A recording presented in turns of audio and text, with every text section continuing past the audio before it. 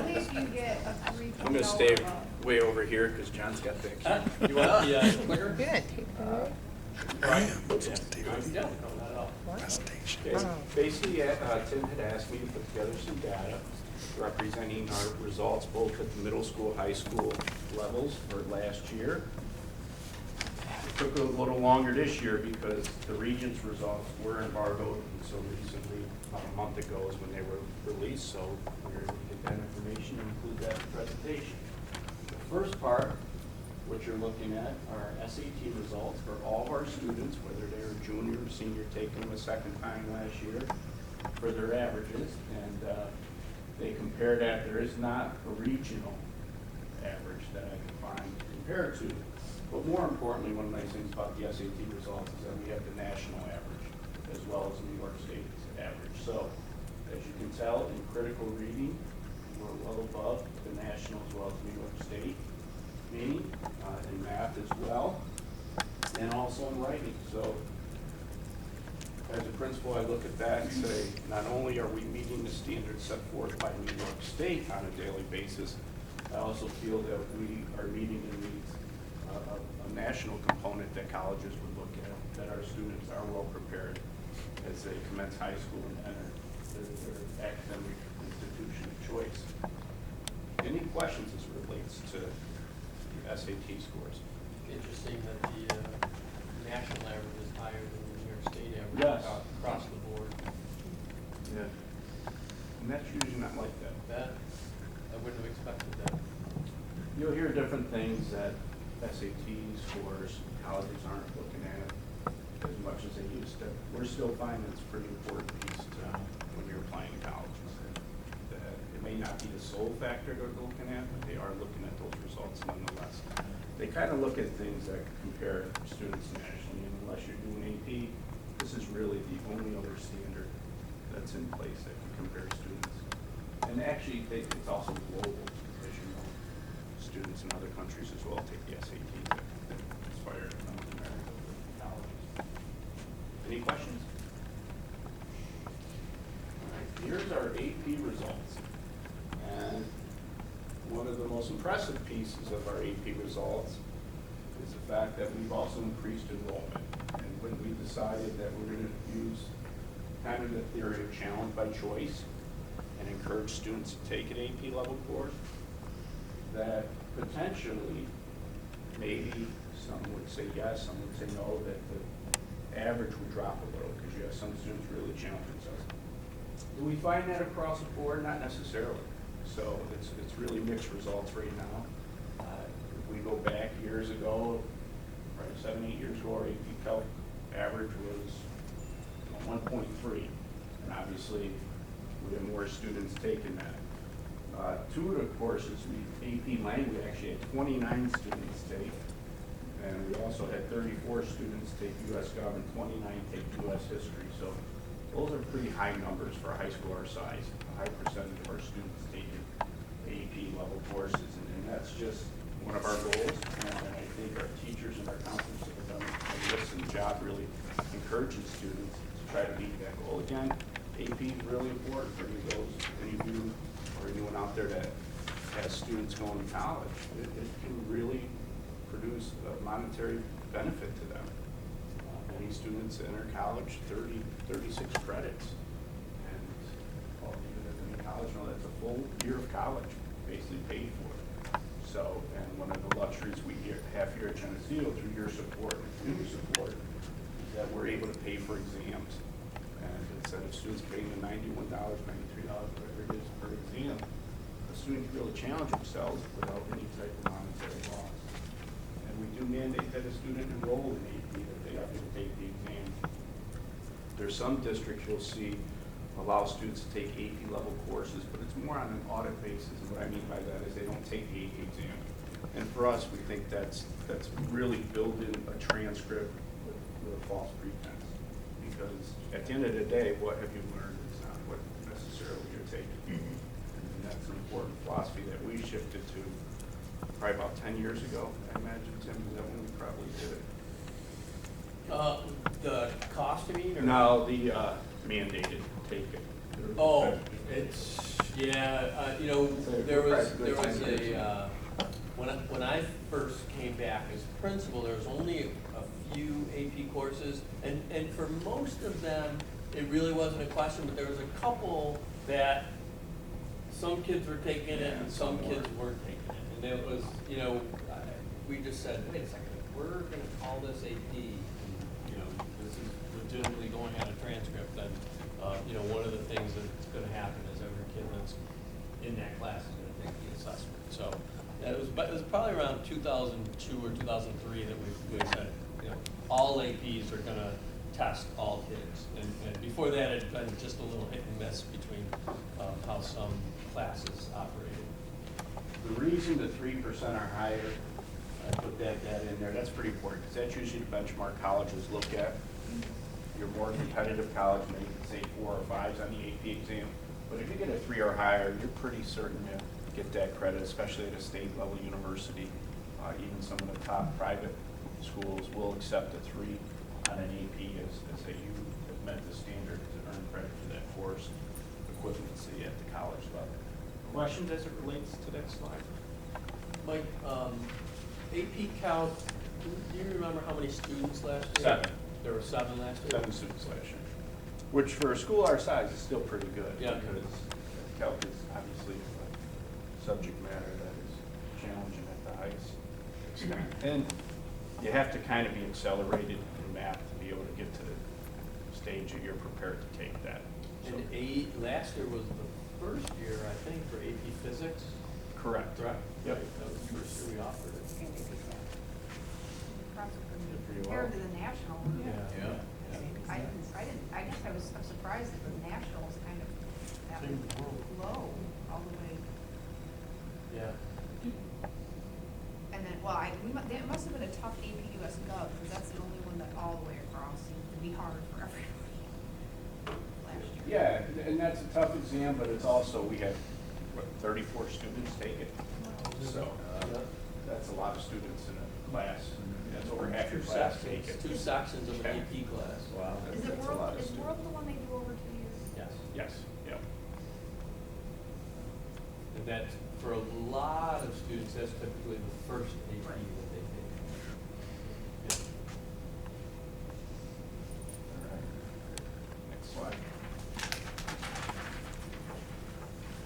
Here's our middle level results, and I think you've heard me say this in the past. I don't really get concerned too much with the 38%, 51% that supposedly have proficiency of 3 or higher, because that's really an arbitrary bar that they put out there to state. Back when they first went to this method, they said that the 3 or 4 means you're on track to meet graduation requirements. We're not even anywhere near 30, 50% graduation requirement. And this year's class is going to be a class that started with the Common Core.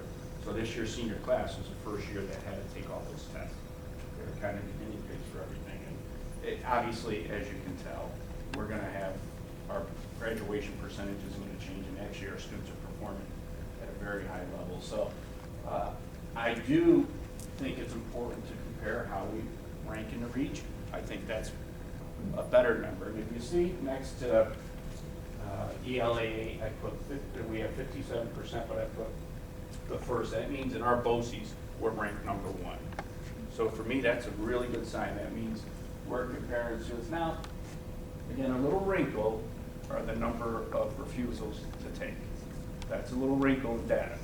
So how authentic the data is, how reliable, we're not certain right now.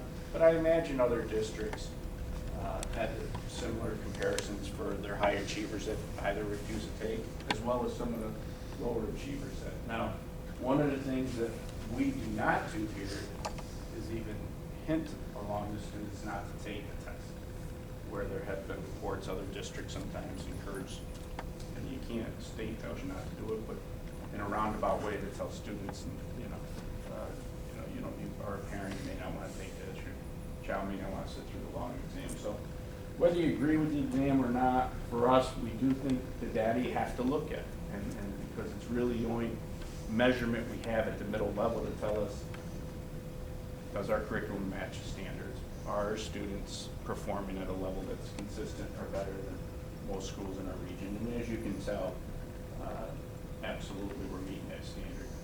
And I talked a little bit about the 38%. Obviously, the ELA 6, that wouldn't look good if you're looking there and saying, wow, only 38% of our students are at proficiency, so less than 4 out of every 10. But are you certain that Fairport's at 43? It's really a number that the state just picks. That's the bar up or down. I can't explain it. I don't try to. It used to be too, I mean, even when they were only testing at 4th grade and 8th grade, they were supposed to be indicators of were students on track to meet the graduation requirements.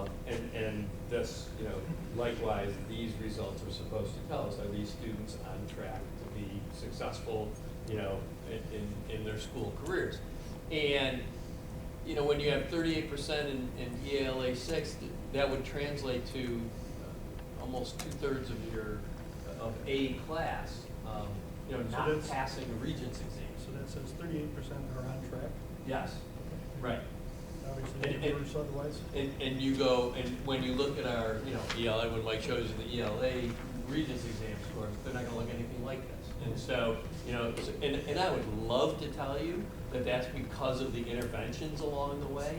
And certainly we do great work along the way, but that's not the reason for the discrepancy. The discrepancy exists because there's truly no correlation between the two assessments. And, so it's, Have these percentages gone up or down since? It depends where the bar is. So The answer to bar that- Yeah, is moving? the answer to that the bar question doesn't is stay the yes. same every It varies day. every year. so So the there is answer an to that event. question is yes. Like a score of, 500, if they do it on different scoring charts, may have been a 3 or 4, and a 300 could be a 3 or 4 the following year. So- there's really no rhyme or reason. So just before the Common Core was implemented, and came into the assessments, the results had been on a, straight trajectory that the scores were going up. And the complaint was, well, wait a second, 80% of students statewide, or pick a school district, such and such a percent of schools say that your kids are proficient, and yet you're graduating kids that, the extreme case can't read, or have to be remediated when they get to college, and they're being put into non-credit bearing remedial courses to bring them up to speed on their math skills, or their reading and writing skills. So, Do you think Victor and Hilton, Matt, they have a lot of remedial? That's a pretty low score. yeah, and Not again, score, but I think what Mike said before is that I think a lot of times who your refusals are, how many refusals you had, Okay. what the percentage was could be a big factor Okay. in that. I see. So there really isn't any way to compare students now who are taking the Regents exam to what their grades, what their results were back in middle school to say. Yeah, we well, can this do is- that within the cohort. But it wouldn't compare year to year. Not necessarily. You can follow the cohort along and you'll find that our students meet graduation standards. And I think the first year that they rolled this out was a really, really bad year, if I recall. Oh, yeah, they were down, everything was down to 20%. So again, what's happening, Shannon, is you are seeing, give the teachers the curriculum and let them know basically what's gonna be on the test, and the kids will be ready. For the most part, our kids in Fairport, Victor, Hilton, that's kind of what teaching has always been. But the difficulty now is, here's the curriculum, well, we're not gonna tell you what's on the test, by the way. And for a little while, it was pretty much, we didn't know what was gonna be on the test, or what was really gonna be a concentration on that. Now we've started to learn the assessments a little bit better. They've started to release more questions so that the teachers can see the questions, see the types of, tasks that are being asked of the kids.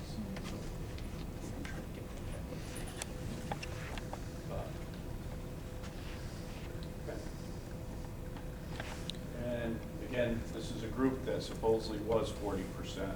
A lot of these students here back in the day. Here's our results, and again, very impressive in our math department. Within our BOCES, our Algebra Common Core was second, and at 98%, you see how that ranks, right up there with Pittsburgh. So obviously, 10, 11 points higher than the partnership average. So we performed very well there. Algebra 2 trig, Allison joked a little while ago about the curve that was in favor of students this year, but it just wasn't in our last year, but it just wasn't our students, and we still performed at a very good level. So there isn't a ranking on that because there were two separate tests that came out, and that one had to be scored separately. So I will get that data and find out where we rank with that. It just was not available. But obviously, we're doing very well there as well. In geometry, we're right at the top again. So overall, our high school math department, our scores and our students performed at a very high level. Very pleased with that. Mike and Allison might know this as well. Percentage of our students who, for their high school math, Algebra 2, trigonometry is their third year math course. Close to 100%, right? I mean, No? No, because we still have the 4-year math requirement, but we'd be, I'd say probably 70%. I'd say 70, Yeah, I'd say 75%. 70. Okay. That's where, and I can look up that which data. is still strong. Yeah, still very strong. So you have, a good majority of your kids are taking the most rigorous math course we offer, even into the third year. So again, we're above Monroe 1, Monroe 2 BOCES. It's all your Rochester area schools. That was a good score for us. ELA, obviously there's only one cumulative exam, which it makes it difficult, and you have to make sure you have good monitoring up to that exam. So that requires 9th, 10th grade, that there's a level of rigor, and that the instruction is comparable to what New York State standards are, because oftentimes a little too late by the time we get to be a junior, you've missed out the 9th and 10th grade year. So that's a body of work for really 3 teachers. Kelly's been instrumental with that group as well, helping them, and I can't complain about that score at all, obviously. 99%, we ranked first in our region, but you also, we talked a lot about trying to beat Pittsburgh and Penfield and all that. We're right there. Yeah. So those are good scores. Winnie Rick is our area information center. It's centered out of the Wayne Finger Lakes BOCES. So that just incorporates a larger area. It incorporates Monroe 1, Monroe 2, Wayne Finger Lakes, Geneseo Valley, John Holt's is that? Honestly, I'm not sure. Yeah, I think that might be it. Okay. I think that might be it. But, so it's just a wider area, spread to, cast a broader net.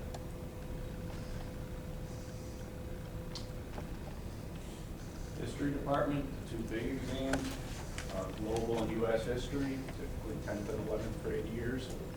Obviously, we also had students take this exam that took the AP as well, but that's all part of the program.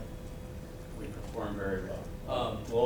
The global history exam was one of the exams that students who struggled to graduate, that was one of the requirements they really struggled with. Recently, last year, the state approved that you can pass either one of those 2 to meet a graduation requirement and then get a sequence in another area. Well, global was one that kept many districts' numbers down for graduation because students struggled meeting the proficiency level for that exam. We have never had a problem with it in the last several years especially, so we're in very good shape. Great results, again, across the board. And actually, I'm glad you said that, Mike, because I was going to go back. In terms of graduation requirements for a Regents exam, in the mathematics, Algebra 1, so the Algebra Common Core there is passing that exam is a graduation requirement. Passing the English Language Arts exam is a graduation requirement, and passing both Global History and U.S. History are graduation requirements. Now you can pass one or the other here, so that's just Mike, again, global is 2 years. 2 It years. is, Yeah. 9th and 10th Yep. grade, yeah.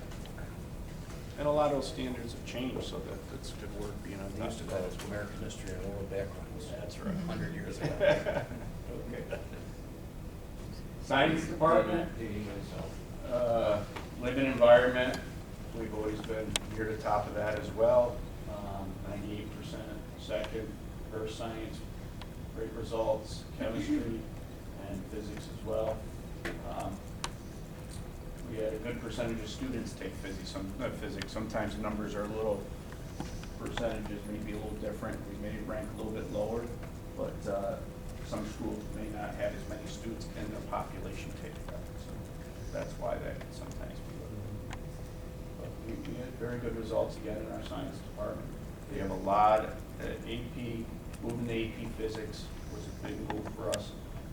We have a lot of students that have interest in sciences in college. Certainly it's a great field to go into. So anytime we can continue to strengthen our science program is something we need to continually explore. And I don't have anything but historical background to make this anecdotal statement. However, I would be willing to wager that we are the top 1 or 2 schools in our region for participation in physics. I feel very strongly, I feel very confident in saying that, because we have, with the number of students we have taking physics. So, in my mind, we have that many kids who are willing to take one of our very top level science courses. I think that's is a strong testament to what's happening in those classes, in that classroom. So it's, Which one of those required? No, physics is not, chemistry is not. You got to do earth science. Right. they have to have one science regents exam. So there isn't one. And, right, so, It doesn't matter. right. And they have to take living environment, because they have to take a life science, and living environment really is the one. that- Some schools have decided, they switched and made living environment. That's currently our 10th grade, except for those that are accelerated.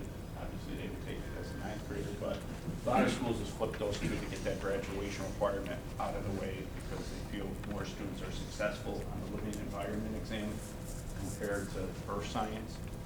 We didn't need to make that change because we've had success in both areas.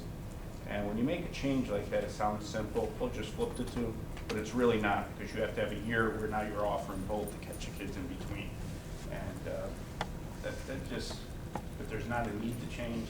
I'm not in support of making change just because someone else is doing it. We get good results in both levels. In the 8th grade course that the kids take is mainly a physical science course. So by kind of staying in the earth science realm for the accelerated 8th graders, they really pretty much stay in the same general area of science versus jumping out of that. Because they take living environment, they take life science in 7th graders. So it gives them, it changes it up a little even for those kids. And as you can tell, 91% of our students in 9th grade meet the graduation requirement for science because they took the earth science and passed. We have yet to have a student that I'm aware of that doesn't retake that exam and pass. So if they do not get through it the first time, it's usually with a 63, 62, 61, and with a little extra support, little AIS in science, and they can be successful either in August or January regions or the following year if need be. So, hasn't been an issue. Questions?